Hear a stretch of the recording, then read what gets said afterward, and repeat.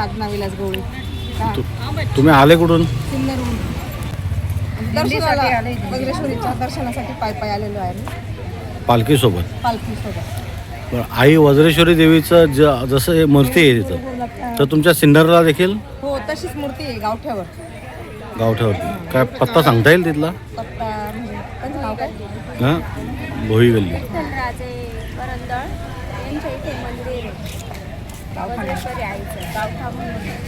बरं, bus terminal पाशीच. जसे वज्रेश्वरी देवीमध्ये देवस्थानला जसं नवरात्र उत्सव होतो, जेवढे उत्सव होतात तेवढे साजरे केले जातात तिथे? हो सगळे होतं तिथे मंदिरामध्ये सगळं होतं.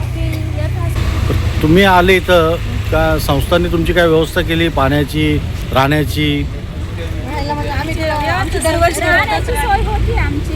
पाणी वगैरे नाही. आमचं जास्त टँकर वगैरे टॉयलेट बाथरूमची तेवढी गैरसोय होती आमची. इथे टॉयलेट बाथरूमची सोय नाही. बाहेर जावं लागतं म्हणजे लेडीजला जावं लागतं ते. हां, इथे महत्त्वाचा प्रश्न तोच आहे.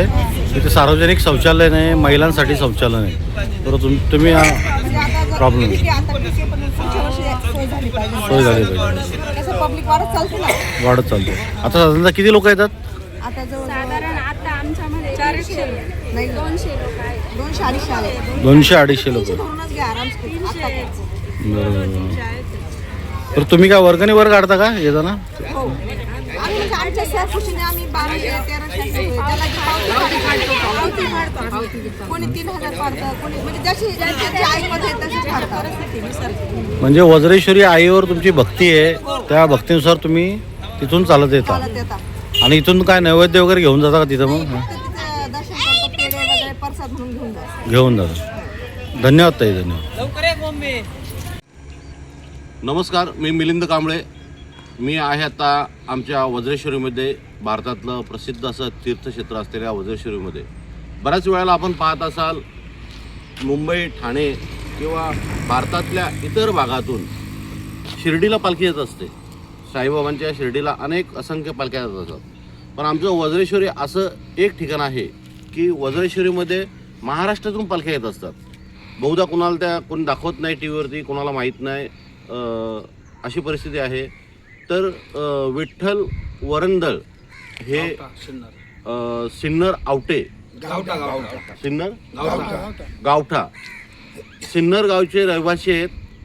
त्यांचं लग्न झालं तेव्हा त्यांचं असं म्हणणं आहे, त्यांच्या ज्या मिसेस होत्या पत्नी, त्यांच्या अंगात वारा आलं वज्रेश्वरी आईचं आणि ते वज्रेश्वरीला घेऊन आले त्यांना. आणि त्यांनी ते वज्रेश्वरीला सिन्नर गावामध्ये मंदिर बांधलं त्यांच्या घराजवळ. आणि आज ते 16 वर्ष आली, आज सगळ्यात चालत पालखी आणतात. वज्रेश्वरी प्रतिष्ठान म्हणून नाव दिले त्या पालखीला. आणि 200-250 लोक असतात. सिन्नर ते वज्रेश्वरी असा पालखीचा पायी प्रवास असतो. 8 दिवस लागतात. आणि काल त्यांचा 8वा दिवस मुक्कामी वज्रेश्वरी होता. आज ते कुंडावर आंघोळ करून आज संध्याकाळी निघणार. आज दुपारू ते परत सिन्नरला निघून जाणार. तर अशी परंपरा आणि असा भाव आहे त्यांचा वज्रेश्वरी देवीवरती. तर आपण विठ्ठल काकांशी बोलूया. काका, काय सांगाल तुम्ही, कशी सुरुवात केली जरा सांगा. सुरुवातीला 5-7 लोक यांचे एकत्र होऊन त्यांनी ती सुरुवात केली. तेव्हापासून आजपर्यंत कोरोनामध्ये सुद्धा पालखी चालू होती. हो, करोना चालू होती. तेव्हापासून आजपर्यंत चालू आहे. खंडन नाही. पहिला मुक्काम कालिकेला असतो, दुसरा त्र्यंबकेश्वरला असतो, तिसरा शहरीपाडा, चौथा जव्हार, 5वा विक्रमगडला स्वामी समर्थ केंद्रात राहतो, 7वा साई देवळीला आणि 7वा इथं. तर काल संध्याकाळी आम्ही आलो.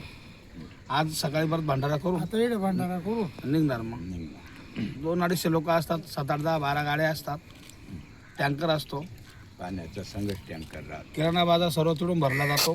त्याप्रमाणे सगळा किराणा वगैरे 2-4 गाड्या असतात, ट्रॅक्टर असतात, ट्रॅक्टरवर पालखी सजवली असते. आणि 200-250 लोक असतात, महिला असतात त्यांच्याबरोबर. तिथून ट्रॅक्टर असतात. तिथून आल्यानंतर इथे वास्तविक पाहता मी इथला स्थानिक रहिवासी आहे.